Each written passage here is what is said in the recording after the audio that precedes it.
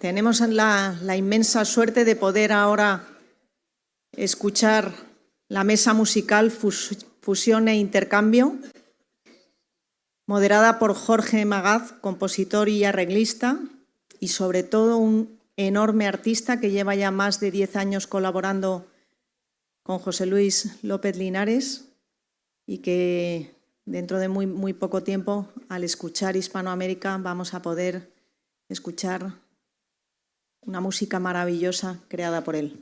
Muchísimas gracias, Jorge. Vosotros.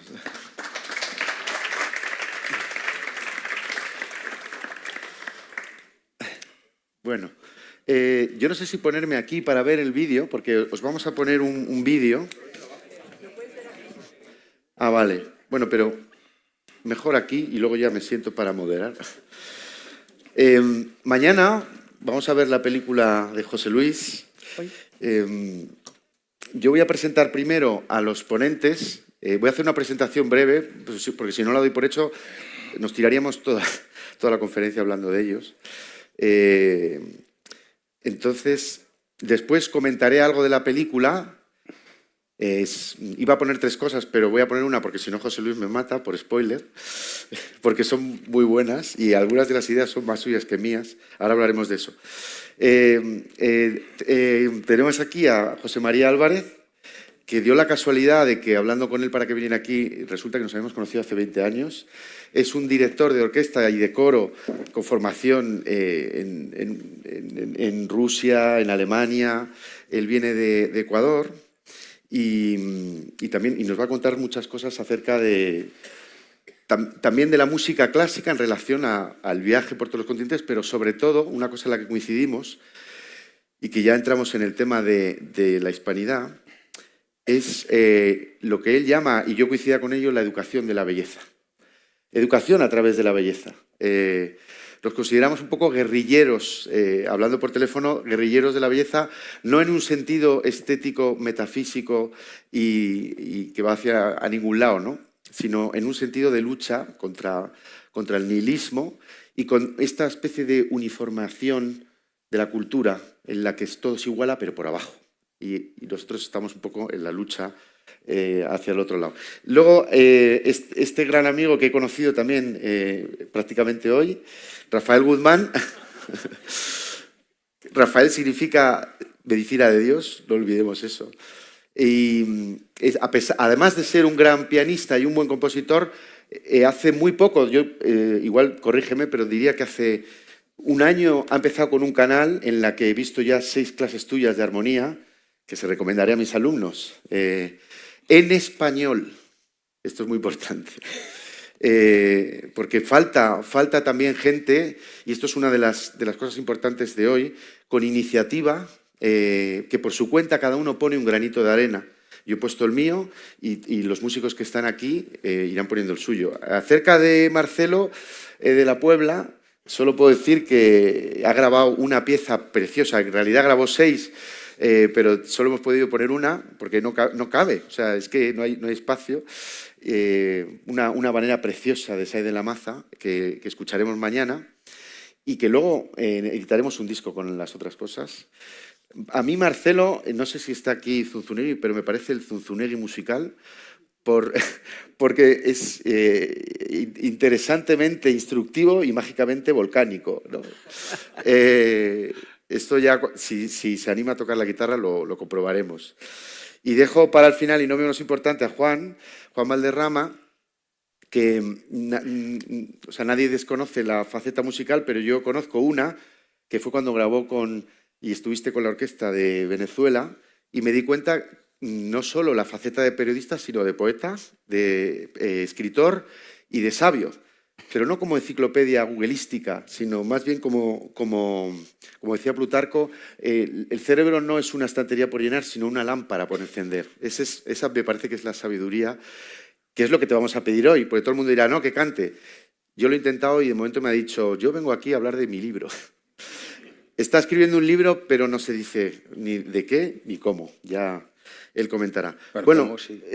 Dicha la presentación, yo voy a hablar un poquito de la película de mañana y de José Luis, y dejo a los maestros que intervengan y ya vayan comentando un poco lo que sería todas las relaciones que hemos encontrado en esta mesa de música, cultura, hispanidad, cantes de ida y vuelta.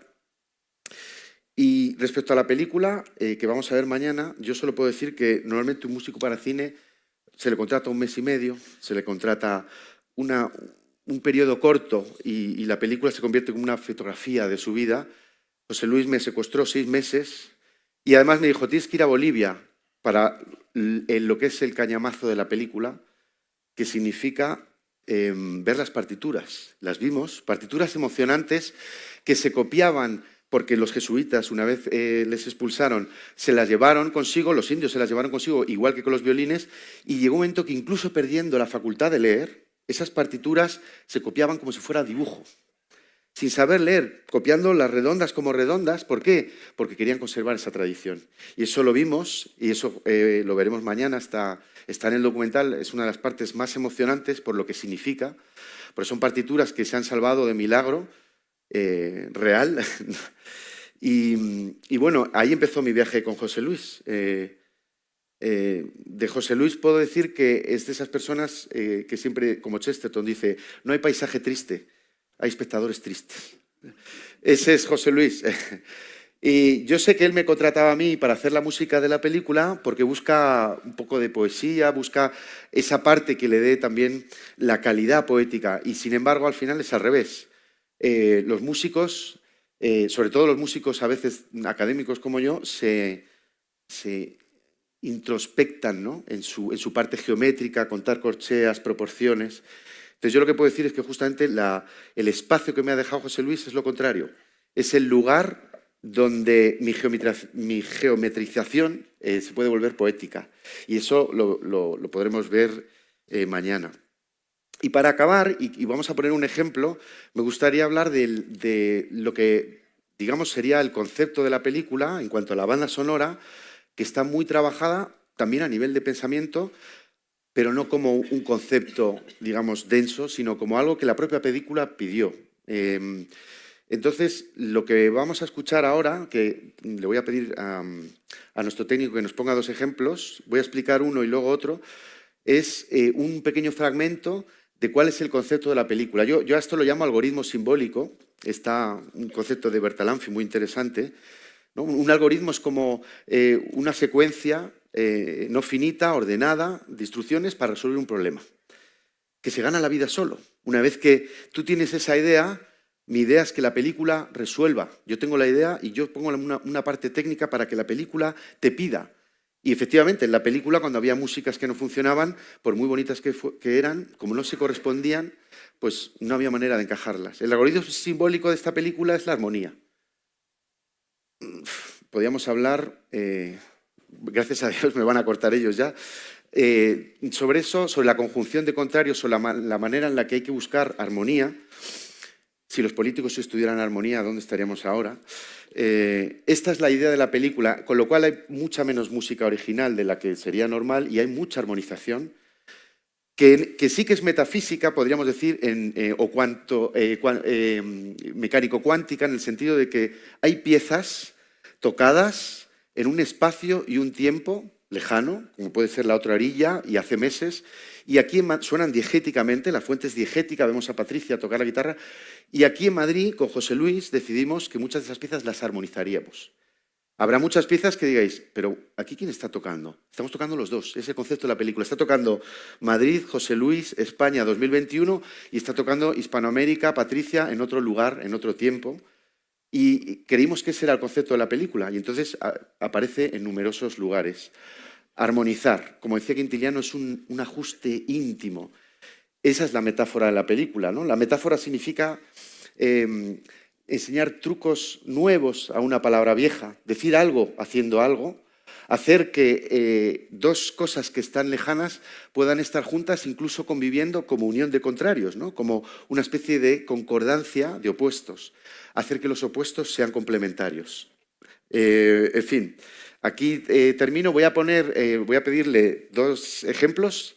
El primero, y con esto ya damos paso a los demás, el primero sería ¿Veis que está el código de tiempo? Esto es muy importante. El código de tiempo significa que esto es un copión de trabajo. Lo digo porque diréis, ¿pero qué calidad es esta? Aquí tenemos a Marcelo. Esto es lo que me da José Luis para trabajarlo juntos, ¿vale? Y vamos a ver la secuencia tal cual estáis viendo. Esto José Luis me matará después. Esto es la cocina de López Lee. Estáis viendo la secuencia como la trabajan ellos. Vamos a darle al play. La letra de la ranchera, en música, cualquiera que no hable nuestro idioma juraría que las letras son festivas, porque la música es muy festiva, ¿sabes? Muy alegre, en tonos mayores. Pero la letra es terrible. No vale nada la vida no vale nada. Ay, qué terrible. Y todo eso con mariachi, con fiesta. Y ¿eso cómo se explica? Y eso se da en el flamenco, solo y exclusivamente en el flamenco y en toda nuestra música. Escucha un pasillo ecuatoriano, escucha... Atención ahora, lo que vais a escuchar. Escucha la letra de algunos boleros. Esto es Patricia. ¿Por qué no me matas? En directo. Así lo cantó delante de la cámara. Desengaño. Sin preparación alguna. Ahí lo tenéis. ¿Por qué no me hieres? Bien, si quieres paramos aquí el vídeo. Y ahora vamos a poner, con el permiso de José Luis y también por el privilegio de haber venido, porque este es el único spoiler, la secuencia completa como se diseñó, como se pensó, como José Luis y yo pensamos que debería juntarse esos dos mundos, ¿no? Entonces ponemos la película, la secuencia entera y ya empezamos con el coloquio. Después hay otro elemento, que son esas letras tan terribles, tan trágicas, en una tragedia que se canta y se baila, o sea, una tragedia festiva, una cosa de locos, ¿no? Que solo lo entendemos nosotros. En otras culturas no se concibe. Puede ser una canción que te habla de un amor profundo y otra canción que te dice, ojalá que te mueras. No, entonces eso se oye un poco duro. No vale nada la vida no vale nada. Ay, qué terrible. Y todo eso con mariachi, con fiesta, y ¿eso cómo se explica? Y las letras de los tangos son terribles. Es una tragedia que se canta y se baila. Y eso se da en el flamenco, solo y exclusivamente en el flamenco y en toda nuestra música. Escucha un pasillo ecuatoriano, escucha algunos valses peruanos, escucha la letra de algunos boleros. ¿Por qué no me matas con un desengaño? ¿Por qué no me hieres con un gran dolor? Esperanza inútil si ves que me engañas. ¿Por qué no te mueres? ¿Por qué no te mueres en mi corazón? Bravo.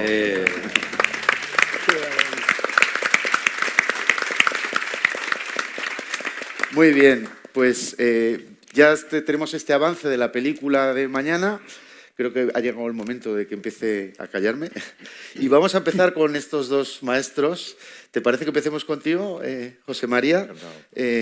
Lo que nos tengas que contar, somos todo oídos.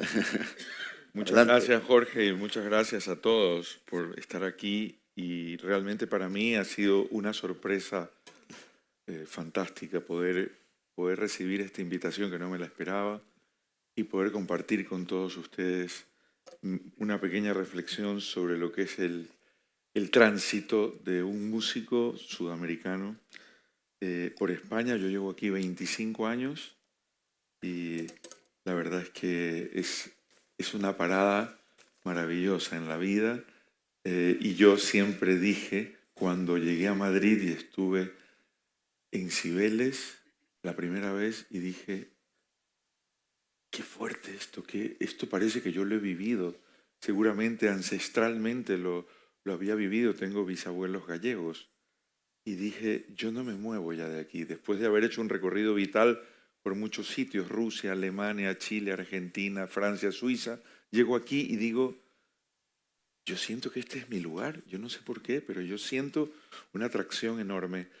Creo que la respuesta está en ¿Por qué no me matas? y puede estar en la luz de este país y puede estar en una energía y una historia. Y yo creo que de lo que estamos hablando hoy es de eso, es cuál es el recorrido y cuál es el tránsito de los sonidos de una cultura sonora que ha viajado de ida y vuelta. Yo grabé un disco hace 10 años con un coro de niños aquí en Madrid, que era un disco de Navidad que se llamaba Retorno y que era una selección de villancicos de toda Iberoamérica, de España, desde el Renacimiento español, porque había obras de Tomás Luis de Victoria, pasando por obras de Gaspar Fernández, que era un gran compositor portugués afincado en Guatemala en el siglo XVI, terminó como maestro de capilla en la Catedral de México, de Ciudad de México, y pasando por una serie de lugares sonoros, pasando por Argentina con Ariel Ramírez, pasando por Chile con Waldo Aranguis, pasando por Cuba con Manuel García, es decir, pasando por Perú, pero ese paso, ese tránsito, era el relato de la historia del sentimiento de una sonoridad que tiene un protagonismo en el idioma, en el español, en el castellano, como el vínculo, como el hilo conductor de una cultura que viene desde finales de 1400, que se ha fusionado con el azteca, con el maya, con el quechua, con el shuara, con todas las lenguas nativas, que ha permitido y ha permeado a una serie de comunidades, de razas y de pueblos, de la cual yo y los maestros y compañeros que estamos aquí hoy somos resultado de todo ese proceso maravilloso, que lo único y lo más fascinante es que hoy podemos hacer una síntesis a través del maestro, del director de la película, de este documental. Podemos asomarnos a esta síntesis con un nuevo relato, con una nueva manera de presentar lo que ha significado a nivel estético y a nivel cultural ese dar el idioma, intentar aglutinar todas las culturas precoloniales, prehispánicas y bañarlas con el idioma castellano, producir un mestizaje a nivel racial, como bien dice en la película Isabel la Católica, ya decía que se casen, que se junten los indios, las indias con españoles.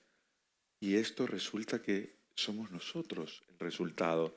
Y ese resultado tiene una historia sonora. Desde mi punto de vista humilde y con todo respeto, de alguna manera yo soy parte de ese resultado. Soy un músico clásico, igual que Jorge, de formación de conservatorio. Me he criado en Europa los últimos 25 años de mi vida y ahora vivo aquí en Madrid desde hace 25 años. Bueno, no, estoy en Europa hace 40 años. Llevo los últimos 25 años aquí. Y para mí, encontrar un testimonio de esta categoría es encontrarme a mí mismo. Yo he crecido cantando Tomás Luis de Victoria desde los 8 años con la escolanía salesiana en Guayaquil, Ecuador, el maestro Guerrero, el maestro Morales. Es decir, yo vengo de un proceso donde la música clásica española me llenó desde niño. Luego vine a Europa a estudiar ya de grande, a realizar mi vocación musical.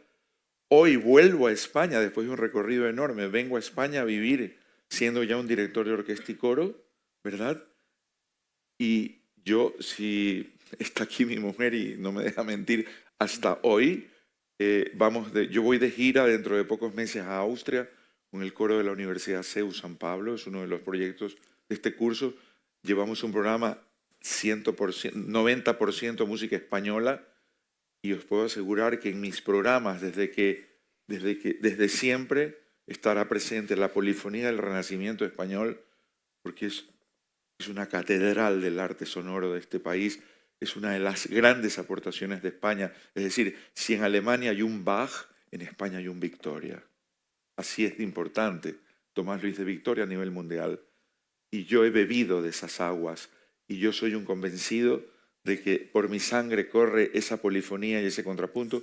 Y toda la vida, yo trabajo con 2 coros de niños, uno de ellos ganador de 8 concursos de la Comunidad de Madrid, primer premio nacional de coros, es el coro Maximiliano Kolbe de Villanueva de la Cañada. Esos niños con 8 años cantan Victoria, Morales, Guerrero, por supuesto, también cantan Bach, pero también cantan música cubana, también cantan música boliviana, música chilena, pero porque todo eso forma parte de un todo. Y yo creo que la gran esperanza para lo que comentaba Jorge al comienzo, a la globalización, el gran contrapeso a querer uniformar todo porque todos tenemos móviles, o todos nuestros hijos juegan con la tablet, o porque toda la ropa que llevamos es igual, incluso lo que comemos ya está estandarizado. Pero hay una identidad que nunca perderemos, y es la cultura. Y la cultura sonora de este país ha sido dominante y se ha fusionado con muchísimas otras culturas. Y yo creo que la riqueza más grande de un pueblo es la mezcla. Es cómo ese pueblo se ha podido mezclar a nivel histórico y a nivel mundial. Eso es lo único que puedo deciros. Y que yo, vuelvo a repetir, y los que estamos aquí seguramente compartimos el ser el resultado de esa mezcla. Y somos felices y no perdemos la ilusión por seguir siendo testimonios vivos de una historia sonora. Muy bien, sí señor. Muy bonito, muy cierto. Escucharemos este coro pronto. Y nada, Rafael, tú cuéntanos un poco. Tú llevas en Madrid muy poco tiempo, ¿no? Y has empezado con tus clases de armonía, que a mí sí que me gustaría que dijeras algo. Y luego el tema de la zarzuela aquella. Cuéntanos un poco. Bueno, a diferencia del maestro, buenísimas tardes a todos y a todas. Gracias a la UNIR por convocarme, a Víctor Padilla, a Ana María, que la he perdido de vista por acá. Gracias a Jorge, que ha sido su gestión ha sido, Cristina, y gracias a la Fundación Rafael del Pino por convocarnos. Muchísimas gracias. Los cubanos vemos las cosas un poquito diferentes, siempre. Allá hay un dicho que dice que ¿qué es lo mejor que ha dado Cuba? Y hay unos que dicen, el ron, el tabaco, la música, casi. Lo mejor que ha dado Cuba, ¿quién lo dice? Es la mulata y el mulato. Que es producto ¿de qué? De la transculturación, como dijo nuestro Fernando Ortiz. De lo español y lo africano. Fundamentalmente porque en nuestra isla el componente indígena no tenía la potencia que tenía en el continente. Por lo que nuestras raíces son fundamentalmente africanas y españolas. Por lo tanto, la mulata y el mulato son una de las tantas cosas como el idioma y la religión que nos unen. Y todavía unen. Porque soy testigo de que todavía son catalizadores de muchas uniones. Pero bueno, como verán, tengo mi familia dividida por parte padre de componente africano y por parte de madre de componente hispánico. Y recuerdo que mi abuela me decía, voy a hablar un poquito autobiográficamente, pero no tanto de mí, pero voy a irradiar cositas. Mi abuela me decía cuando se enfadaba conmigo algo que yo no entendía hasta muchos años después. Cuando yo le hacía una mala jugada, una cosita que le hacen los nietos a la abuela, ella me decía, móntate aquí y vete para Chafarina. Seguro que los historiadores saben lo que es Chafarina, pero yo decía, abuela, ¿qué es lo que es Chafarina? Mi abuela no era muy estudiada. Me decía, yo no sé, pero vete para Chafarina. Era como vete para el carajo.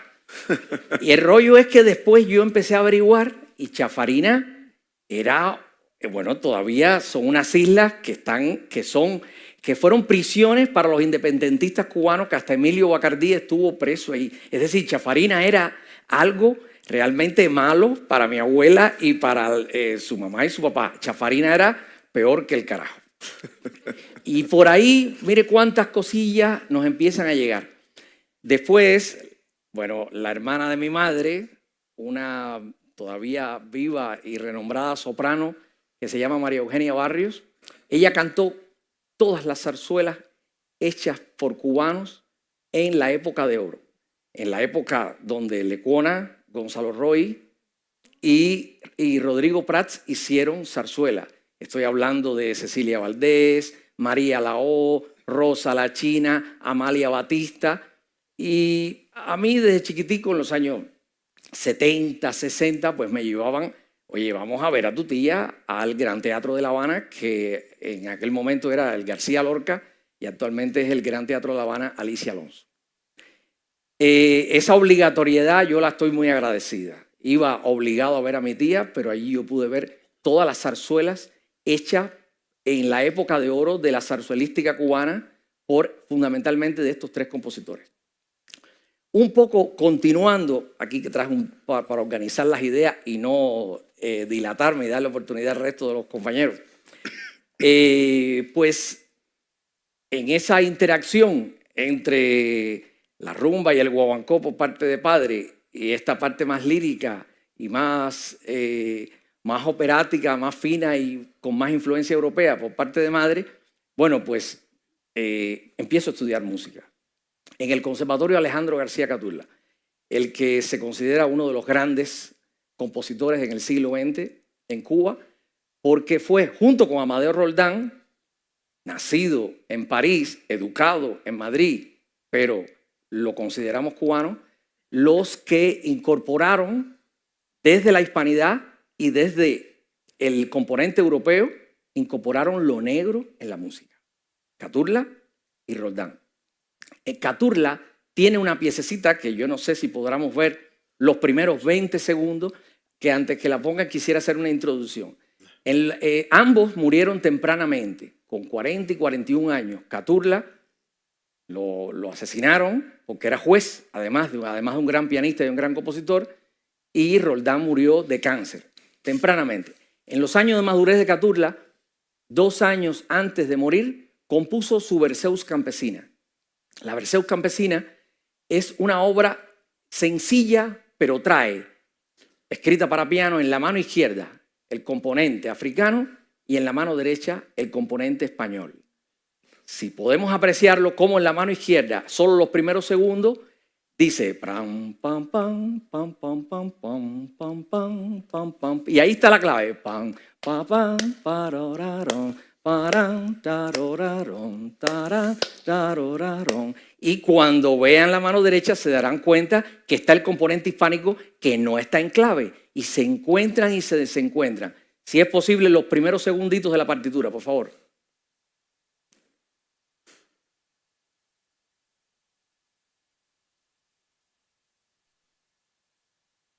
Ya viene.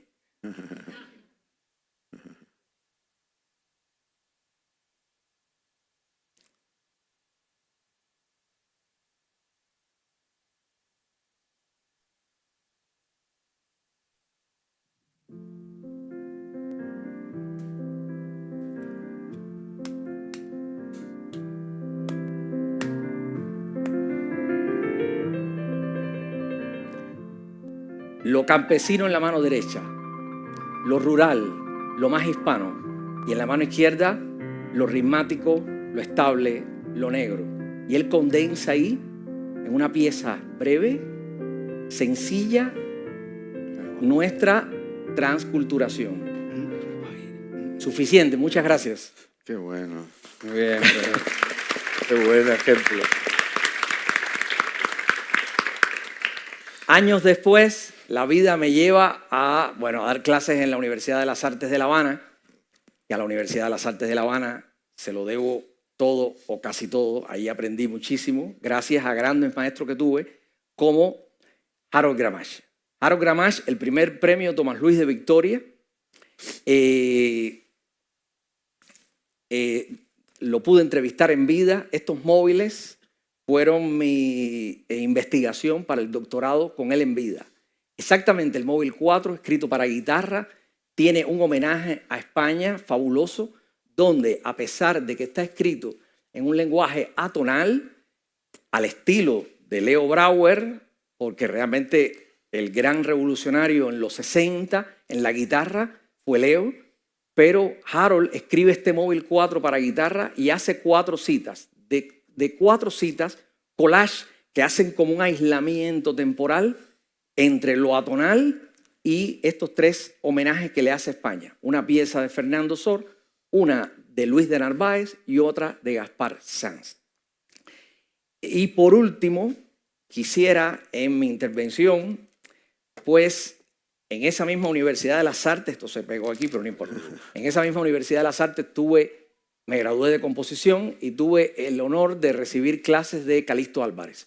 Calixto Álvarez es un compositor cubano que estudió en Varsovia en los años 60 con los grandes de la escuela polaca, Lutosławski, Penderecki. Tuve la oportunidad, en estos momentos Calixto Álvarez está aquí, viviendo en Madrid, con 85 años, y escribió esta zarzuela, Las aceitunas, que es una adaptación de Alfonso Janeiro basado en Las aceitunas de López de Rueda, con música de Calixto Álvarez. Una zarzuela para niños con ritmos españoles, que solo se ha estrenado una vez en Cádiz, y animo para que se estrene, para que se toque, para que se grabe, porque realmente si vamos a continuar este proceso de unidad y de colaboración, bueno, pues podemos continuar por aquí con Las aceitunas de Calixto Álvarez. Muchísimas gracias a todos por darme la oportunidad. Muy bien. Muy bien. A ver, qué bueno. De zarzuela es un tema aparte, aparte del documental que ha hecho José Luis, que ha producido él. Yo sé que algún día hará otro, porque José Luis es un fanático de zarzuela y tenemos un repertorio increíble. Pero bueno, vamos a pasar al siguiente flanco. Tengo aquí otros 2 monstruos. Creo que voy a empezar contigo. Dejamos a Juan para el final. Cuéntanos un poco. Bueno, de la película no cuentes nada, porque ya he hecho yo spoiler. Cuenta un poco de no la he visto todavía, así que no puedo decir nada. Claro, chileno viviendo en Sevilla, ya más sevillano que chileno. Cuéntanos un poco tu faceta, que además une las 2 cosas, no solo todo lo que tocas de guitarra clásica, sino flamenco también. O sea, ahí has hecho tú en tu propia técnica de guitarra las 2 cosas, las tienes ahí. Cuenta un poco. Bueno, yo provengo en realidad de la música popular chilena. Gran parte de mi infancia fue en París, cuando París fue capital cultural del exilio chileno, allá en los años 70. Entonces estaban todos los artistas ahí. No solamente los chilenos, estaban también los argentinos, estaba Atahualpa Yupanqui. Y bueno, toda esa gente eran amigos de mi padre, iban a casa, mi padre los ayudaba. Y bueno, el asunto es que yo crecí rodeado de toda esa gente.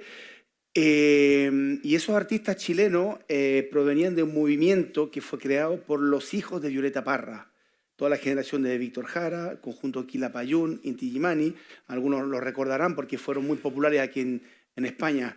Y fue, bueno, dentro del contexto político de los años 60, 70, bueno, la Guerra Fría, eso lo dejamos de lado. Pero lo interesante es que fue una reacción identitaria frente a la invasión cultural angloamericana.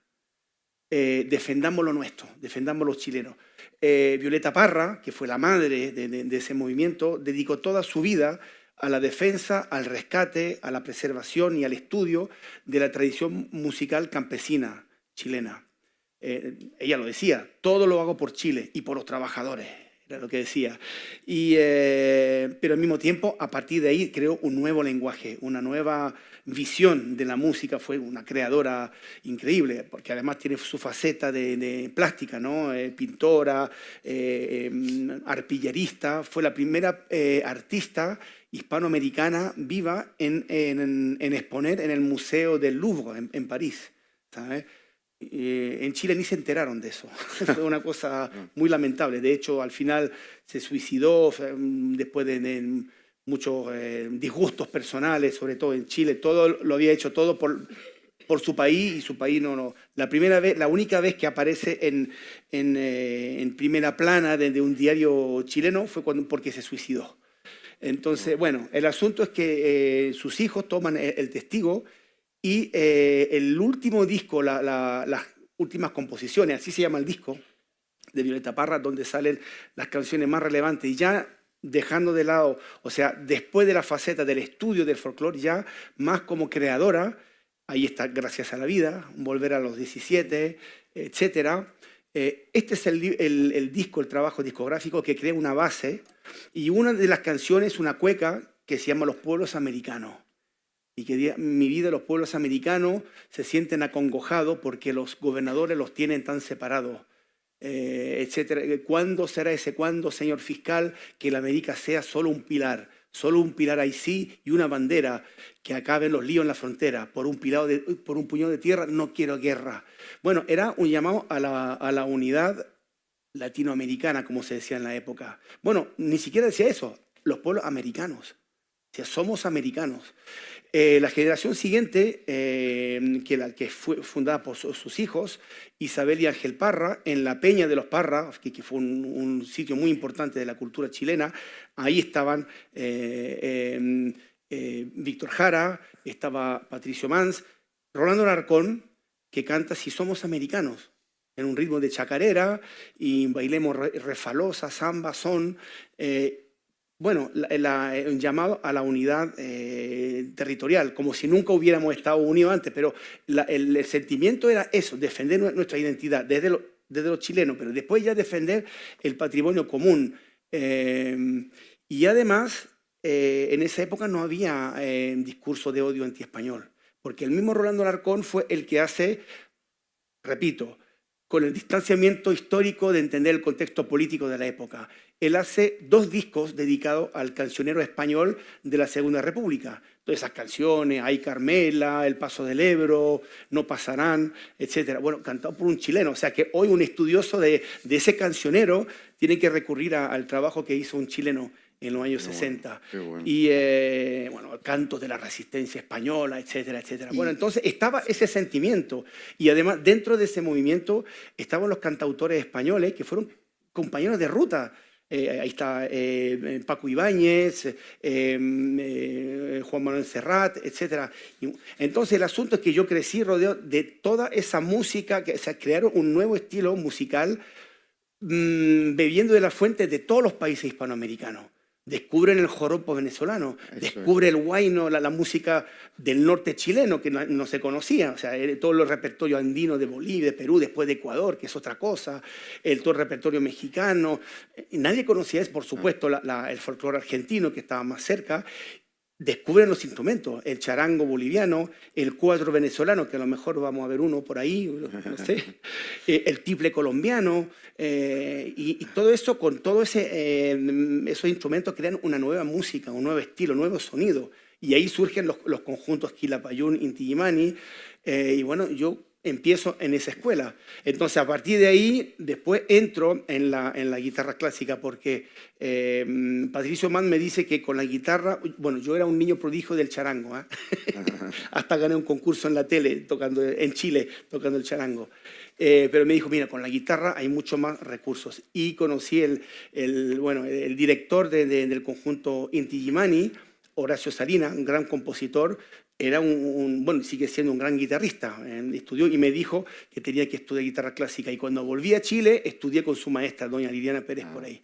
Pero irremediablemente también fui ahí con la parte folclórica, conocí a todo el mundo desde el mundo campesino, bueno, es otra historia, y después los pasos me llevaron hacia el Perú, ahí descubrí la música peruana, pero ahí, en el directo, y pude, bueno, aprendí la guitarra yacuchana con el maestro Raúl García Zárate.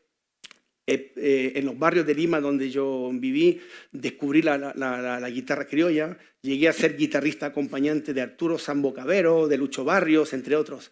Después vuelvo a Francia a terminar mis estudios musical, bueno, a empezar a estudiar seriamente, y tengo la fortuna de conocer al maestro Alberto Ponce, maestro madrileño, discípulo de Emilio Pujol, el cual fue discípulo de Francisco Tárrega. Entonces yo recibo esa herencia maravillosa y eso es lo que me permite después, cuando llego a Andalucía, entrar en el flamenco. O sea que con esa herramienta puedo entrar y salir en distintos mundos musicales, pero siempre con la guitarra. Y aquí me tienen. Qué bonito eso. Aquí lo interesante es que si incluso te atrevieras a conectar esos dos mundos, la parte clásica, bueno, Narváez con el siglo XXI, Chile con Madrid, si te atrevieras a algo con la guitarra, y no sé, si te dejas.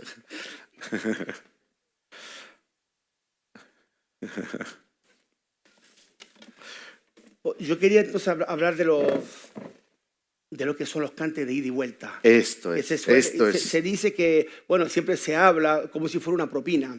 La guajira, las colombianas y poco más. En realidad, los cantes de ida y vuelta empiezan con la primera vuelta de la primera ida. Es así. Y eso empieza ya desde los primeros tiempos.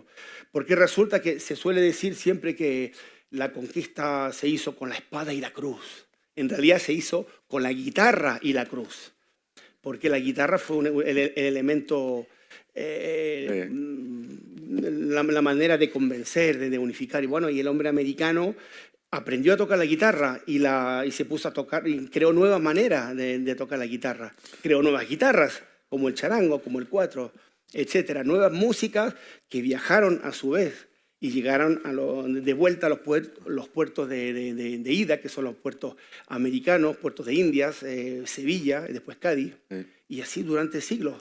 El asunto es que muchos estilos musicales del barroco, tan señalados como la zarabanda, la chacona, son estilos de origen hispanoamericano. O sea, hemos hablado de Juan Sebastián Bach.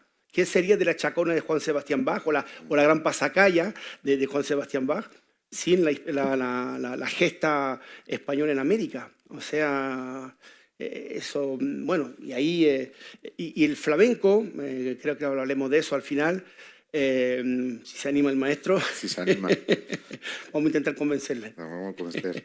Es el largo resultado de todo eso. Acabamos ahí, claro. Hay todo un relato oficial que habla de una cosa étnica, el gitanismo o la cosa orientalista. En realidad es un relato que viene del posromanticismo, del orientalismo decimonónico, pero tiene mucho que ver con el desastre del 98, que es un drama, una tragedia colectiva, es una ruptura, un divorcio, y en un divorcio uno no quiere saber nada del otro, aunque haya pasado media vida juntos. Entonces había que reinventarse un nuevo relato, como si jamás hubiera existido la España americana. Entonces, reconectando con lo que había antes del 92, de ahí el mito de Al-Ándalus, Blas Infante y compañía, y de ahí ese sonido orientalista reinventado por los artistas, en realidad. Pero, en fin, eso lo dice mejor que yo lo explica el profesor Faustino Núñez, también, que sale en la película. El libro. Mira, como estamos entre amigos, me gustaría, con tu permiso, invitar a una amiga muy querida que se una a nosotros, y yo creo que es mejor... No te puedes escapar. Yo sé que hay un 4 por ahí, me habían dicho que a lo mejor se colaba. No es que se cuele, es que si no subes, vamos a por ti. Además, le voy a ceder ella estuvo tocando precisamente con Juan. El asiento y voy a tocar de pie. Precisamente con Juan en la orquesta del Día de la Hispanidad, que fue a mí me pareció un concierto maravilloso, en el que además fue cuando conocí a Juan y el propio Juan me dijo, yo es que ya no sé ni dónde me meto. Y digo, joder, pues para meterte así, esto es una locura lo bien que suena. Cuando sepas dónde te metes, no sé lo que va a pasar. ¿Qué hacemos? Nos sentamos. Siéntate tú. Siéntate tú. Ok. Pero que conste que no quiero que me os subáis mucho. Ildemaro. No subáis demasiado, que luego tenemos que bajar para volver a la palabra, que ya os veo que os vais a subir para arriba. Os voy a controlar. Sí, un poco la fusión, ¿no? Bueno,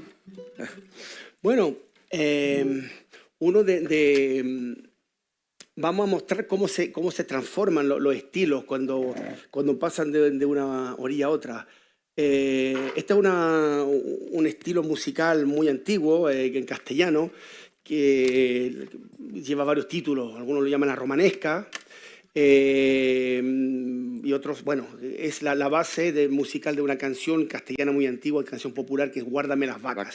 Haré unas pinceladas de la versión de Luis de Narváez para Vihuela, y después nos iremos a los llanos venezolanos con cuatro y maracas.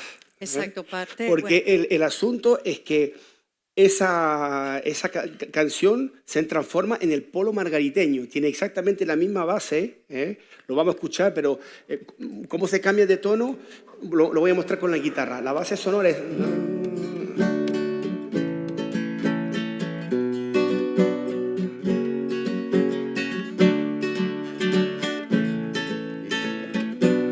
Esa es la versión española. La versión venezolana...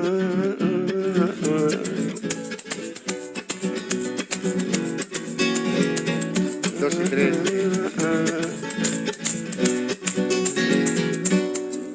Pero bueno, vamos a Bravo. hacerlo en otra tonalidad.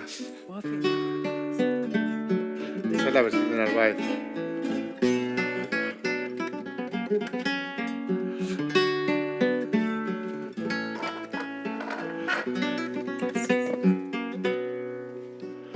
Guárdame las vacas, carrillijo, y besarte. Bésame tú a mí, que yo te las guardaré.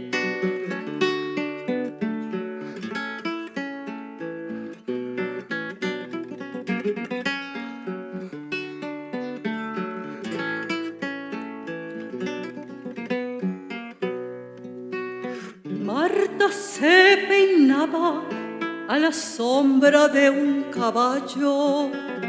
Un anfibio se admiraba de ver su tocayo.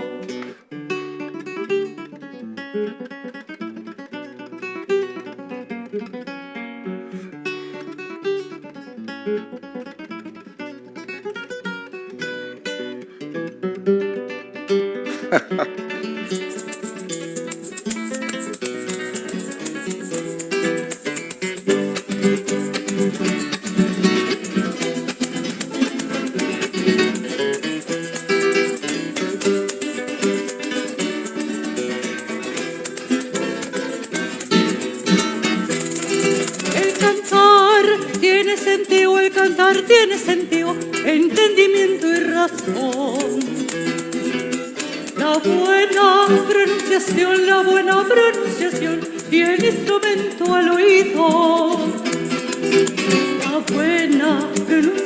La buena pronunciación y el instrumento al oído. Efecto cauce, que ponerle bien Roma, eso es quedarse de quién será. Quedarte prisionera no canta de agonía, porque te peña fue el Señor su canto en prolongar.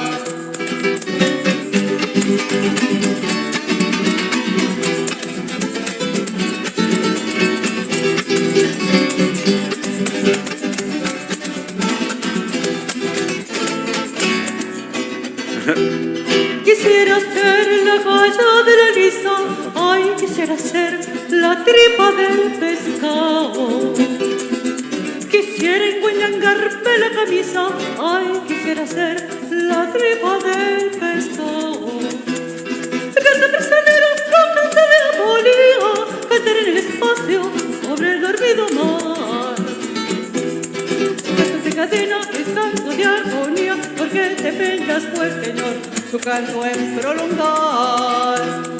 Ladran los perros en la noche oscura y en la luna llena, Señor, alumbra su figura. Ladran los perros en la noche oscura y en la luna llena, Señor, alumbra su figura.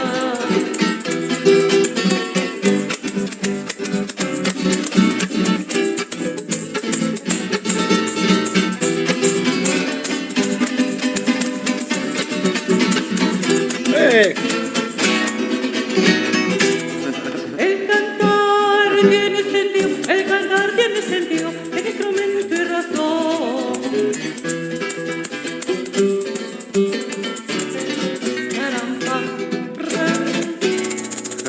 Bien. Buena. Bueno, se nota que les hemos obligado. Yo le reconozco que lo he forzado, porque al final le ha faltado redondear, pero precioso. Sí, Muchas gracias. Gracias. Bravo de la Orquesta de Venezuela. Gracias, gracias. Muchas gracias. Bueno, quisiera una nota. De Carlos Cruz de La Venezuela. orquesta Cruz 10. Carlos Cruz 10. Y bueno, aquí con las maracas, con mi amigo Ildemaro, que está en la percusión de la orquesta, y un poco hablando de ese sincretismo cultural, pues la maraca cuando empezamos a estudiarla a nivel indígena, pues de una, la maraca chamánica, que no entra dentro de la música como tal, sino un instrumento para curar, para sanar, para atraer los espíritus. Pero luego se criolliza, entonces un macho y una hembra. Qué bueno. Qué bonito. Muchas Encantada, gracias. gracias. Bravo, bravo y gracias. Una maravilla, un lujo y además un robo, porque he sido yo el que les ha secuestrado un poco y les ha obligado. Y bueno, tenemos ya aquí, deseando también escucharle a Juan, aunque tú no te vas a librar, quédate con la guitarra por si acaso. De Juan ya ha dicho, y todo el mundo sabe cómo canta, pero ya ha dicho que esta faceta, que yo además he podido comprobar en la comida, en la que me ha dejado mesmerizado, y quisiera que nos contara sobre todo de todo lo que... Vamos, yo te diría que me repitieras lo de la comida y seríamos todos felices. Bueno, Desde el flamenco hasta todo. con agua es difícil, pero bueno, voy a intentar. Se trata de hablar de América y de España. Hay dos géneros en los que no nos tenemos que disfrazar de nadie, porque somos nosotros y son nuestros. Cuando cantamos rock nos disfrazamos, cuando cantamos pop nos disfrazamos de otros, cuando cantamos flamenco no. Otros se tienen que disfrazar de nosotros y nunca les queda bien. Y cuando cantamos zarzuela tampoco. Esos son los dos géneros que yo creo que este país ha aportado al mundo, ¿no? Entonces, el flamenco y América. Vamos a ver, el flamenco, es que no hay quien entienda el flamenco, ¿verdad? Es difícil de entender el flamenco. No, no lo es. Quizás sea difícil de explicar, pero no de entender. Miren, el flamenco es el pueblo, pero el pueblo muy llano, muy popular, que al final es la madre de todo. La madre de todas las músicas es el folclore popular. Y en eso somos muy ricos. Entonces ahí en el flamenco se da una cosa bellísima, que es el cantar de la gente de más abajo, ¿no? De la gente que dice cosas muy profundas con palabras muy sencillas. Ese es un poco... Por eso Lorca es krausista. Intentan recuperar toda la raíz popular. Por eso Falla, que al fin y al cabo es un traductor de todo ese lenguaje popular y lo sublima. Pero viene del pueblo. Entonces el flamenco tiene eso. Y cuando llega el flamenco a América, ¿qué pasa? El flamenco es un fagocitador de todas las músicas que encuentra a su paso. De todas. Cuando el flamenco encuentra algo que le gusta, lo hace suyo. ¿Por qué lo hace suyo? Porque tiene una manera de cantarlo, de interpretarlo diferente. Entonces, hasta una canción de Mecano, si te la canta un flamenco, deja de ser la canción de Mecano como era para ser flamenco. Porque el flamenco es una manera de hacer las cosas, de cantar, de expresar. Vale, entonces, el flamenco, que es la gente más popular, porque estaba asociado sobre todo a, pues eso, a los suburbios, a la baja estofa, eran pues, gentes de mal vivir, casi todos ellos. Esa es la gente que va a América en busca de una oportunidad, ¿no? Lleva un acervo cultural, lo lleva. ¿Pero qué hace allí? Cantar lo que encuentra. ¿Y qué hace cuando canta lo que encuentra? Transformarlo. Entonces es un territorio común. Por ejemplo, para que entendáis mejor, esto del mestizaje, ¿no? Mestizaje ibérico. Pues llegan las tropas de Napoleón y todas las 100.000 hijos de su madre vienen, entonces se produce un éxodo migratorio a Cádiz. Y van muchos aragoneses a Cádiz, porque Cádiz es, en fin, está allí lo que queda liberal. Las tropas que defienden el absolutismo van echando a la gente para abajo, ¿vale? ¿Y qué pasa en Cádiz? En Cádiz los flamencos escuchan la jota. Entonces, así, escuchan a los aragoneses cantar su jota, que ha sido la banda sonora del mundo, porque la jota luego, eso sí que es para hacer un documental también, eso está en el mundo entero. O sea, la jota ha colonizado América, la luna, yo qué sé. Hasta los rusos. Hasta los rusos cantan jota, esa es una cosa... Mussorgsky, la jota de Mussorgsky. Es una cosa loca, ¿no? Bueno, pues entonces los flamencos escuchan a los aragoneses. Un duro le di al barquero al pasar el Ebro Maré. Ay, los amores de Navarra son caros pero son buenos. Dicen, coño, cómo mola. Y hacen ellos. Un duro le di al barquero y al pasar el Ebro Mare. Un duro le di al barquero. Ay, los amores de Navarra. Ay, son caros pero son buenos. Ole. Ole. Son... Qué bueno. ¿Es una jota? Es una jota. Pero ya no es una jota. ¿Qué es? Un cante por alegría. Bueno, pues eso es lo que hacen los flamencos, apropiarse de todo lo que pillan. Lo digo, pues, tenemos la fama bien ganada, ¿no? Musicalmente hablando. Entonces llegamos a América y ahí encontramos un territorio común. Es decir, en América confluimos muchísimos pueblos, los autóctonos, aborígenes, los que vivían allí. Y luego otros muchos que van allí a conquistar, en busca de un futuro mejor. Aquí se pasaba mucha hambre, la gente se moría de necesidad, pero no solo en España, ¿no? En muchos lugares. Y ahí se produce un fenómeno muy bonito, que es el de una especie de comuna donde se canta, se vive y se mezcla la gente. Pero como nunca, porque claro, para mezclarte con un francés te tenías que ir a Francia, y claro, Francia no es tu país, tienes que aprender el idioma, pero digamos que América es un territorio común. Esa es la América hispana, ¿no? Y allí el flamenco adquiere otro tinte, otro aroma, otros sonidos, más festivos quizás, ¿verdad? En tonos mayores. ¿Y qué hace? Pues cantar lo que escuchan allí, los flamencos. Y así hay sobre todo dos palos del flamenco que la historia del flamenco no ha tratado muy bien, los ha menospreciado mucho, Marcelo. Los cantes de ida y vuelta eran como la propina, ¿no? Exacto.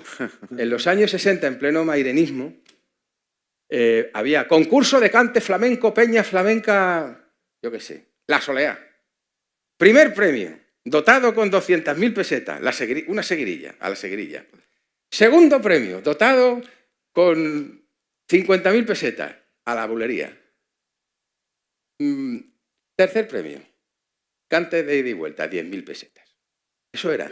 Así estaban valorados los cantes de ida y vuelta. Incluso se negaba que fueran cantes flamencos.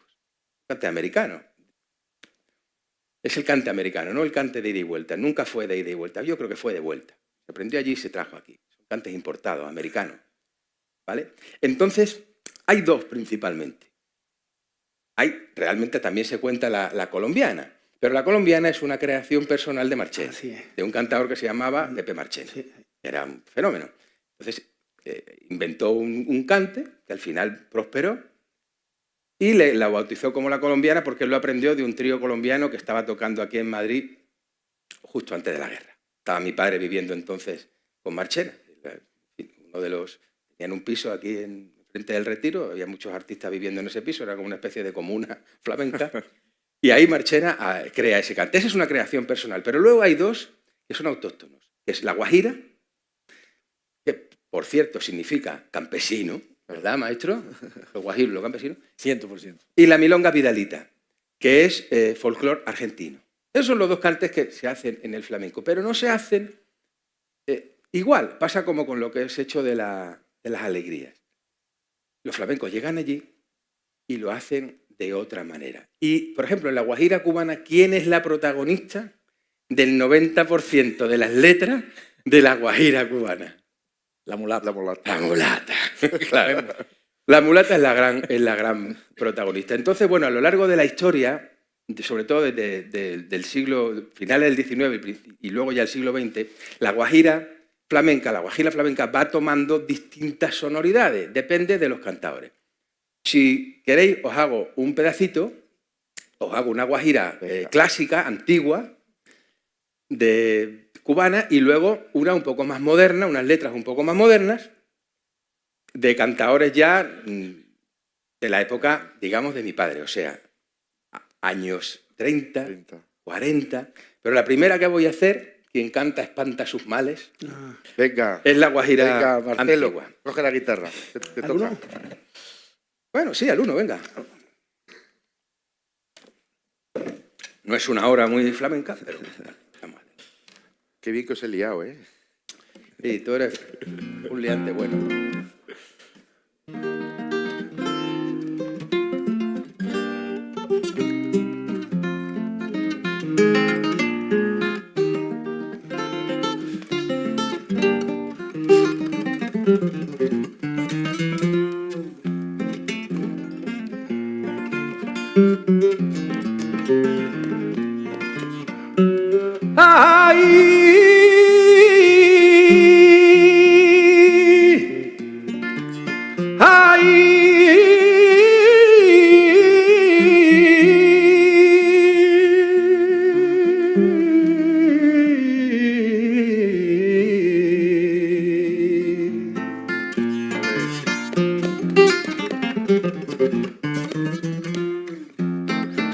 Esta es la clásica, la antigua.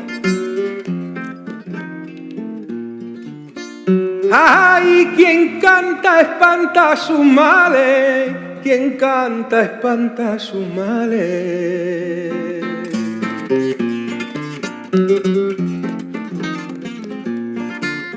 Quien canta espanta sus males y quien llora lo aumenta.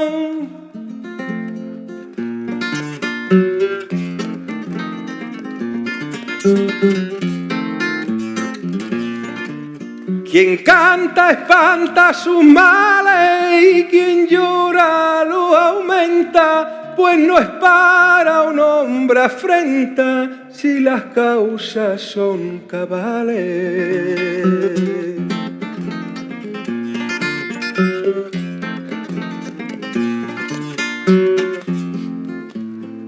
Los más fieros animales lloran de pena y dolor.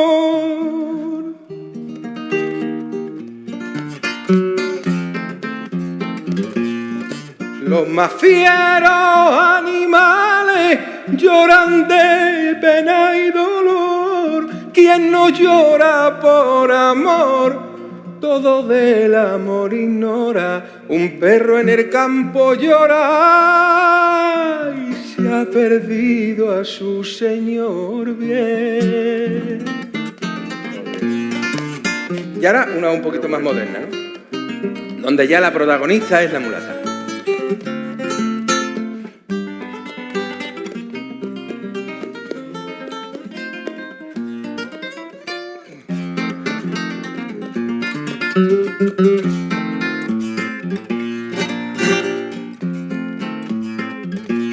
Ahí es la mulata un terror.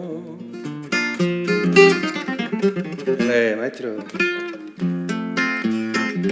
Es la mulata un terrón de azúcar, canela hecho que arrimándosela al pecho quita el mal del corazón.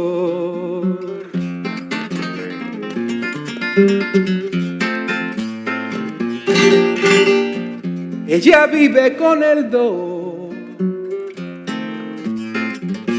ella vive con el do y a ningún hombre maltrata, y si la llaman ingrata es más dulce que la uva del azúcar que hay en Cuba. La mejor es la mulata.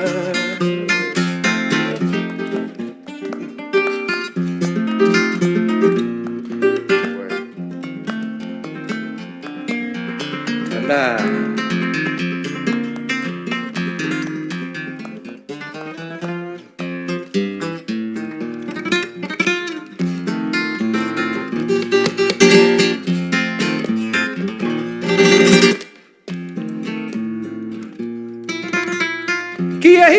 platicar contigo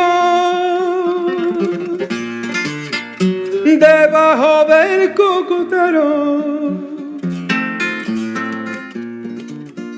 para que tú sepas, linda trigueña mía, cuánto te quiero. Para que tú sepas, linda trigueña mía, cuánto te quiero. Para que tú sepas, linda trigueña mía,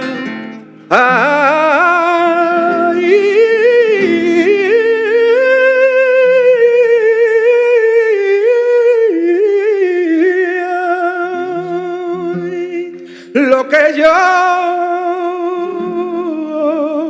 te quiero. ¡Bravo! Joder. Maestro, Marcelo. Maravilla. Bravo. Bravísimo. Gracias. Muchas gracias. Increíble. Bueno, pues Qué maravilla. ese tú sabes, ¿no? Jorge? Ese es el cante por Guajira. Y es un tesoro. No se le ha dado importancia en el flamenco porque se intentaban promocionar otros sonidos, otras voces. El flamenco americano es maravilloso, ¿vale? Allí se reinterpretó y se fundió de alguna manera el alma andaluza, el alma flamenca, con el alma del folclore americano. Una chusma de Cádiz, de Triana, llegó a México, a la zona de Petén, y empezó a cantar la petenera, y se estableció la petenera, que es un cante flamenco, pues también se canta en América. En fin, yo creo que el flamenco es una muestra palpable, sonora, evidente, de que hay una identidad que nos engloba más allá de lo hispánico y más allá de lo puramente americano. Y es, no sé cómo llamarle, es lo López Lee, ¿no? Es un poco la estética López Lee del mundo. El concepto. El concepto López Lee. Ahí, el sello. Un poquito del flamenco Ahí está, López ahí Lee, está. ¿no? Pues yo creo que, bueno, se puede leer en los libros de historia, se puede analizar el ADN, pero yo creo que es mucho más divertido escuchar música. Y ahí, ¿verdad? Y está al alcance de todo el mundo. Y ahí comprobaréis, si escarbáis un poquito en el folclore popular americano y el folclore popular español, sobre todo, y en el flamenco, vais a encontrar mucho, mucho en común. Y casi que es lo que yo os tengo que decir, porque si digo más, voy a borrar este momento mágico.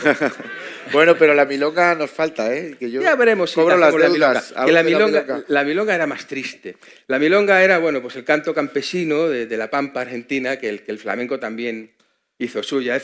Vamos a ver, en el flamenco hay una parte americana innegable, que se ha estado un poco soslayando y que yo creo que ahora es un muy buen momento para descubrir. Y bueno, pues hace poco, en el Día de la Hispanidad, tuve el honor y el placer de tocar con la orquesta Cruz 10. Hicimos un repaso, ¿verdad?, por el folclore americano. Tocamos, yo qué sé, cuántas cosas, las tonadas de luna llena, hicimos la petenera, hicimos muchas cosas. Y al final no nos conocíamos, nunca habíamos tocado juntos. Éramos en principio dos mundos aparte, ¿no? El mundo del clásico académico y el mundo del flamenco, pero encontramos, como hicimos folclore, encontramos un terreno común. Y fue muy sencillo y muy bonito. Así que yo, pues nada, ahora ando precisamente en un trabajo de investigación. Quiero ir a Cuba, maestro, y quiero ir a América, José Luis, a buscar las raíces de todo esto y a hablar con la gente que quede viva. En Cuba se produjo un borrado de memoria y la gente joven, mucha gente joven cubana, ignora, pues yo porque tengo aquí bastante contacto con los músicos cubanos, ¿no? Porque estamos muy unidos en el flamenco. Y muchos de ellos desconocen, como desconocemos en España, nuestra historia del folclore. Y yo creo que sería un buen momento para irnos allí y escuchar a los mayores que nos canten y que nos cuenten esas canciones, esas tonadas, esa parte del folclore que de otra manera yo creo que se podría perder. Y en eso estoy. Por eso cuando me han invitado, cuando el maestro me propuso participar en este gran proyecto, pues yo me sentí muy honrado, porque además coincide, ¿no? Esas cosas del destino, que coincide con lo que a mí me apetecía hacer y en lo que estoy que ya te calentaré la cabeza porque hay mucho que contar y que cantar. Así que es Muy lo que bien, yo quiero muy decir bien. hoy. Qué maravilla. Muy bien. Ahorita me loca lo que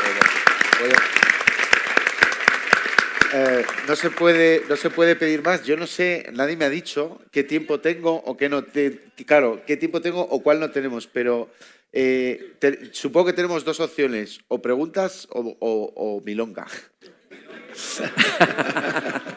¿Otra vez? Yo no sé qué tiempo tengo, a lo mejor caben las dos, pero si tuviéramos que elegir, yo viviría más en la segunda que en la primera, ¿no?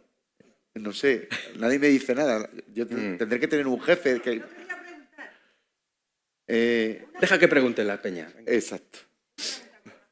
Espera, que te van a dar un micrófono, porque veo que esa pregunta está bien, o sea, está bien macerada. Te veo con muchas ganas. Pero ¿para quién va dirigida la pregunta? Va para todos. Vale. Vamos a ver a quién rebota. Vamos a ver. Os vengo siguiendo las jornadas desde ayer, algunas desde casa, online y tal, y esta jornada sobre música me interesaba muchísimo. Entonces, desde aquí he oído hablar mucho de las raíces. He oído hablar de Tomás Luis de Victoria, de la música clásica, de los chiquitos, del folclore, de los cantautores, Quilapayún, Violeta Parra, el intercambio que hay, y el flamenco, por supuesto, y la zarzuela. Ahora, no he oído hablar ni una sola palabra de lo que está barriendo ahora mismo en lo que es la música que se radia, ¿vale? Que ahora mismo lo que se escucha y lo que está vendiendo más en Spotify, en Google y en todo esto es reggaetón y es trap. Y esto es en español. Y si estamos nosotros ahora mismo hispanistas renegando del reggaetón, ¿no será aún de nuevo tirarnos piedras sobre nuestra propia cabeza? Bueno, esa pregunta tiene doble filo, es más compleja de lo que parece. Yo solo te puedo decir que aquello de que no es que el mundo esté en crisis, es que la música refleja la crisis del mundo. Entonces, hay una parte del reggaetón que como español pienso que está muy bien, por supuesto. Ahora, aquí tienes, supongo, a 5 músicos que estamos un poco aberrados, porque la gente piensa que una música rítmica es una música que tiene mucho ritmo, mucho volumen de ritmo, pero justamente es la menos rítmica de todas porque el patrón es simple y no deja de repetirse sin ni una sola variación. Eso es lo que hay que tener en cuenta sobre la música rítmica, ¿no? Ahora, que se imponga a nivel de español es maravilloso. Y yo ahí ya no me meto. Si alguien quiere decir algo Yo tengo más, una cosa que decir. Tú tienes que decir. El reggaetón viene de reggae, no es español. Sí. Así es. Y lo único que hace es... Eso es un paso doble. Sí. No han inventado nada. No han inventado nada. Tú pones un compás. Que es una habanera también. Eso es el reggaetón. Puedes cantar una habanera, puedes cantar un paso doble. ¿Qué más puedes cantar, maestro? Puedes cantar lo que quieras. Es el ritmo de la habanera, de hecho. Que lo único bueno que tiene es que viene de la habanera. Ahí va. Bueno, pero es que tampoco, es decir, nada es totalmente nuevo. Siempre estamos bebiendo de lo ya. El fenómeno del reggaetón es un fenómeno que trasciende lo musical y va más allá a los planos económicos, social, etcétera, y desbordaría el asunto musical. Ahora sí, una de las cosas buenas es que viene de la habanera, de una manera un poco más ritmática o con otros ingredientes y generalmente un texto lamentable. Claro. ¿Puedo hablar? ¿Puedo decir algo? Claro. Mira, el reggaetón es un producto de laboratorio. No hay absolutamente nada auténtico en el reggaetón. Todo es falso. La producción. Al igual que el rap. Es la versión para los latinos del rap. Una cosa fabricada en los laboratorios gringos. Todo es político al final. Se trata también de aniquilarnos a través de la desculturación. Si se fijan, desde que apareció el rap, que por cierto fue muy apoyado por muchos políticos, yo recuerdo al ministro de Cultura de Francia, Jacques Lang, pedófilo notorio, que entre otras cosas, que había sacralizado el rap, decía que el rap es lo mismo que Mozart. Y yo todavía vivía en Francia y era estudiante y me acuerdo cómo metieron, o sea, no es una cosa espontánea de la juventud, no es una cosa una creación espontánea de la juventud. Lo fue la nueva canción chilena. Sí, eso fue una expresión musical creada por la juventud de manera totalmente autónoma y espontánea. Nada de eso, ni con el rap ni con el reggaetón. Y empezaron a meter el reggaetón en las barriadas del extrarradio, donde había muchos inmigrantes. Yo viví en esos barrios. En esa época no había problema. Se trataba, yo lo digo así de sencillo, así de directo, después, se trata de que esta gente reniegue de sus raíces paternas y al mismo tiempo no se integran en Francia y se inventen una nueva identidad a través de los guetos neoyorquinos. Eso es música pandillera, es la subcultura pandillera de Estados Unidos. Desde que apareció el rap en los Estados Unidos, desapareció la cultura afroamericana, que era la cultura más pujante, más viva, más creativa, que tenía su raíz en el blues, en el jazz, en el gospel, etc. Después hicieron lo mismo con los latinos, porque se trata de debilitarnos negando nuestra cultura. Teníamos un fenómeno en los Estados Unidos que era muy fuerte, la salsa. La salsa, la Fania, que fue una gran empresa creada por puertorriqueños principalmente y cubanos, y era una cosa pero extraordinaria, con unos músicos fabulosos. Pero, y además que unificaba muchas letras, no solamente era baile, diversión y alegría, también muchas letras hablaban de la unificación. Escuchen letras de Rubén Blades y demás, que hablan de la reunificación. Y entonces había que acabar con eso. El reggaetón es una manera de embrutecer a la juventud, quitarnos nuestras raíces. ¿Pero por qué gusta? El planteamiento yo creo que es ¿por qué le gusta tanto a la gente eso? Está metido eso es lo que a mí me preocupa. La gente, como músico, ¿no? Eso es decir, eso, vale, de acuerdo, es artificial, pero ha aprendido en la gente. Se escucha y fíjate, viajas a Italia, no existe. En Francia, no les mola el reggaetón a la gente. ¿Por qué? Pues esa es la gran pregunta a la que yo no encuentro contestación. Muy buena pregunta, sí. Quizá tenga que ver con los complejos. Por lo mismo que gusta la McDonald's y Marvel. Exacto. Es un problema de que, y Abraham, me pongo en el espacio de los musicólogos que defienden la música urbana, que tiene derecho a existir, pero no tiene derecho tampoco a negar las raíces, la diversidad y no a globalizar todo con una sola forma de escuchar, de hacer. Perdona, es así. Defíneme lo que es música urbana. Bueno, es que... ¿El tango argentino no es música urbana? Sí. Claro, la salsa de Nueva York no es música urbana. Exactamente. El bolero, el feeling, no es música urbana. Exactamente. ¿Te das cuenta? Es una manera de robarnos. De robar y de opacar toda la... Música urbana, la lo único diversidad. es toda esa cosa, producto del laboratorio, que incluye el graffiti, que incluye toda esa subcultura gringa, que nos empobrece. Yo la rechazo, así de sencillo, porque no vale para nada, así de sencillo. Hay debate, se ve. Estoy de acuerdo con todos mis colegas, pero quiero agarrarme, quiero poner un matiz en algo que nuestro querido moderador, y muy acertadamente, dijo Jorge cuando comenzó esta mesa redonda, y dijo algo que creo que ahí está la clave. La música, al final, es la expresión de lo que está pasando en el mundo, en la sociedad. Y yo creo que estamos ante este fenómeno. Vivimos actualmente en una crisis de valores absoluta. Y es verdad, lo han dicho muchos grandes escritores, Humberto Eco, uno de los últimos, que en cada época siempre decimos estas frases. Siempre parece que vivimos épocas apocalípticas, pero yo creo que, por lo menos en mis canas que ya pinto, sí creo que asistimos a algo que es especialmente crudo en este sentido, que es una crisis, sobre todo ya de valores, pero que ya no son la crisis de los años 70. Ahora sí estamos ante una crisis global.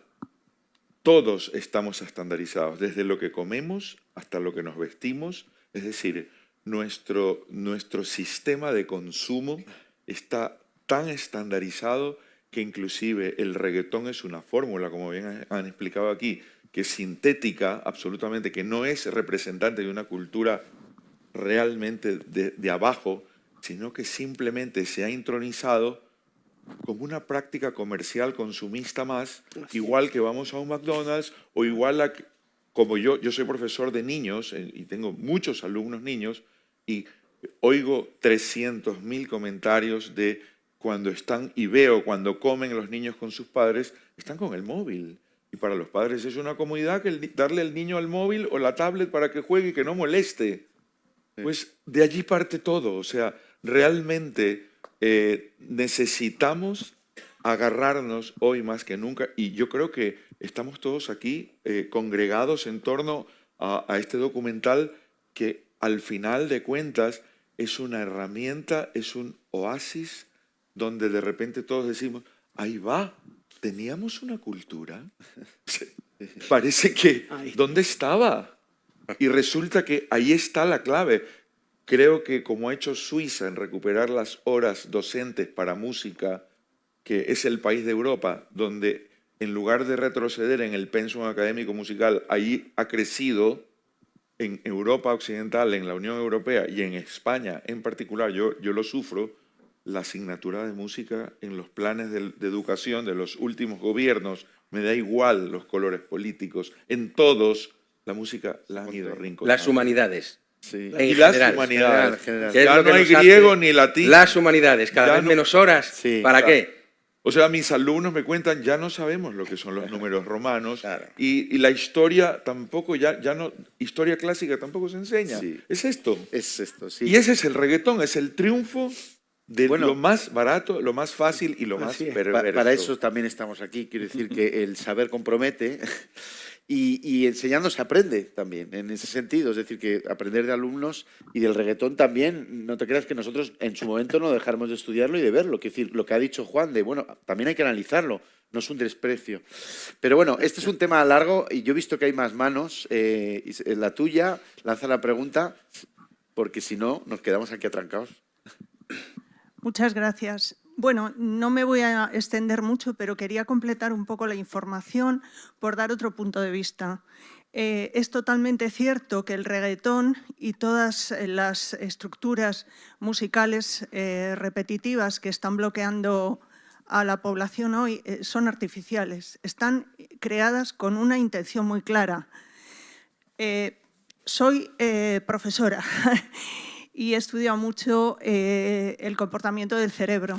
Los circuitos neuronales se desarrollan en base a estímulos y está perfectamente demostrado que determinados estímulos crean unos circuitos y bloquean otros. Cuando se intenta promover el reggaetón y ese tipo de músicas, no es inocente, no es casualidad, está perfectamente deliberado. Se bloquean a una serie de circuitos neuronales que tienen que ver con el sentido crítico, con la razón y demás. Entonces, Lanza la pregunta. simplemente, no quería hacer ninguna pregunta. Ah, vale, es que llevo quería, un rato buscando quería signo de interrogación. aportar esa otra visión porque es importante, que también sepamos que esto no es casualidad. No. Por eso es tan importante lo que están ustedes hoy haciendo aquí, porque es crear nuevos circuitos en mucha gente que nada de todo esto lo tenía ni en primer ni en segundo plano de su mente. Nada más, muchas gracias. Muy bien, bravo.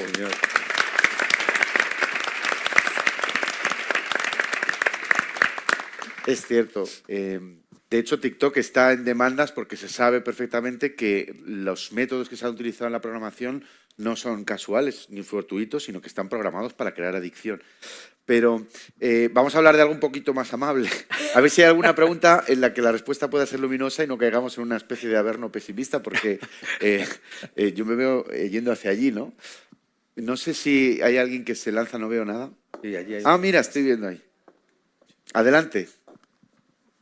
Y no sé cómo andamos. Y rapidito, ¿cómo ven la música regional mexicana? ¿No? Este auge que está habiendo con Peso Pluma, los corridos tumbados, ¿es un regreso a la acústica, a instrumentos acústicos o es más mierda? Pues yo no me atrevo a responder, no soy... A ver quién se atreve. A ver. Pues yo creo que es una reacción muy sana frente a los sonidos electrónicos. Repito, en el rap, en el reggaetón, todo es electrónico, no hay ni un músico tocando, tampoco hay cantor. Entonces es una reacción sana. Y muy inteligente. Y claro, eso. Por parte de los músicos y de los grupos. Mira Lila Downs. Muy inteligente. ¿Por qué? Porque volver a la raíz. Mira a Amy Winehouse, por ejemplo. Volvió a los 50.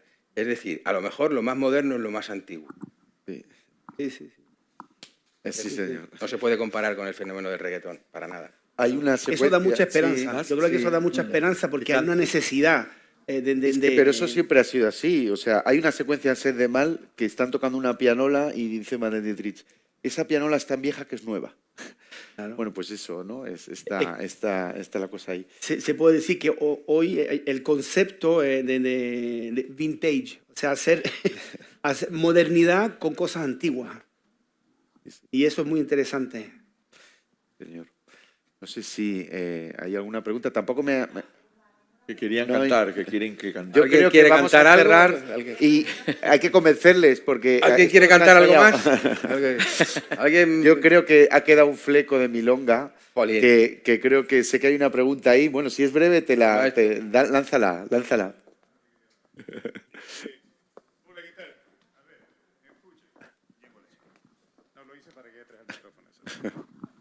Mi nombre es Víctor García, soy el director artístico de la Orquesta Sinfónica Carlos Cruz Diez. Viendo este hermoso movimiento, me gustaría que esto creciera, que nuestra orquesta, que es la orquesta de todos, pudiera ser un elemento para crear nuevas cosas, que esto que están sembrando ahorita no quede aquí, que sepan que tienen una orquesta sinfónica con el cual debemos generar para el próximo año nuevos eventos y cuenten con la orquesta. Okay. Vale, muy bien. Doy fe, yo he estado en los ensayos, doy fe, estuve en los ensayos. Y, a ver, ¿os podemos convencer para una milonga? Es que es muy triste una milonga ahora. ¿Por qué no empiezas a tocarla tú? Y si Juan quiere se lanza y si no, pues tampoco. Pero queremos ver, es un ritmo que nos ha faltado. Y además hay ida y vuelta también, ¿no? No, sí, no, hay que provocarles. No hay que darles opción. Al 4, ¿no? Al 3, maestro, que ha pasado mucho tiempo desde entonces. Le dijeron a un cantador muy famoso una vez, ¿dónde te la pongo? ¿No? La cejilla dice, donde yo no la vea.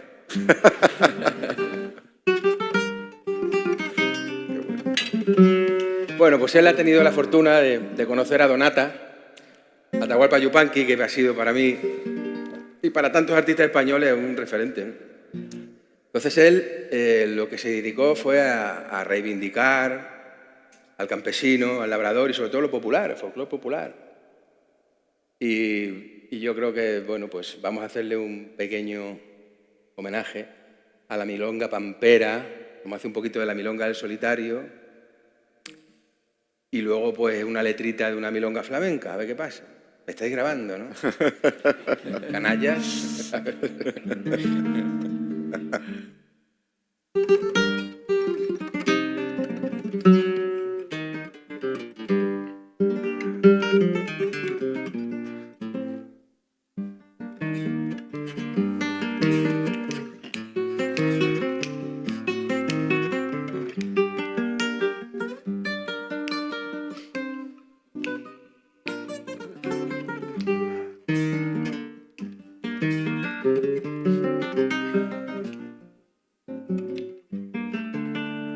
Me gusta de vez en cuando perderme en un bordoneo.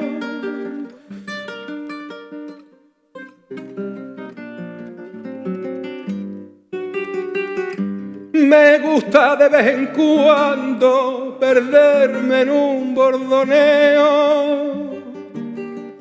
Porque bordoneando veo que ni yo mismo me mando.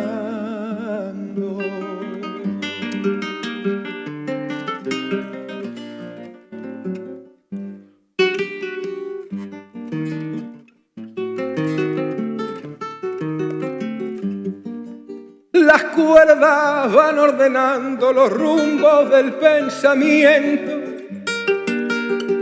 y en el trotecito lento de una milonga campera va saliendo campo afuera lo mejor del sentimiento.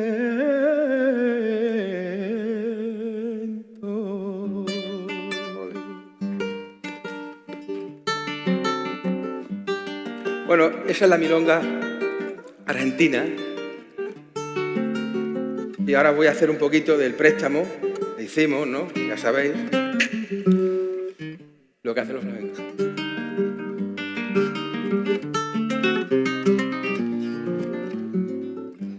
Ay, si llegara a suceder que esta ingrata me olvidara, si llegara a suceder que esta ingrata me olvidara, la culpa le perdonara, pero lo que no ha de ser, ay, que yo la vuelva a querer, que la vuelva a querer yo.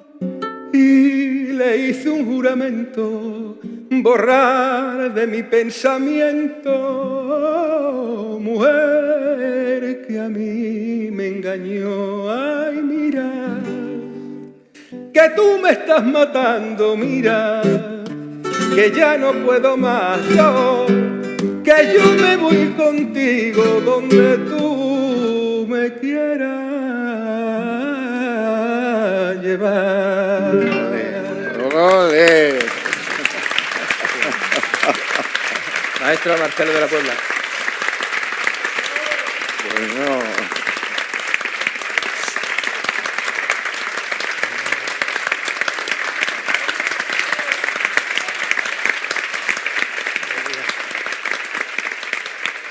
Qué bueno.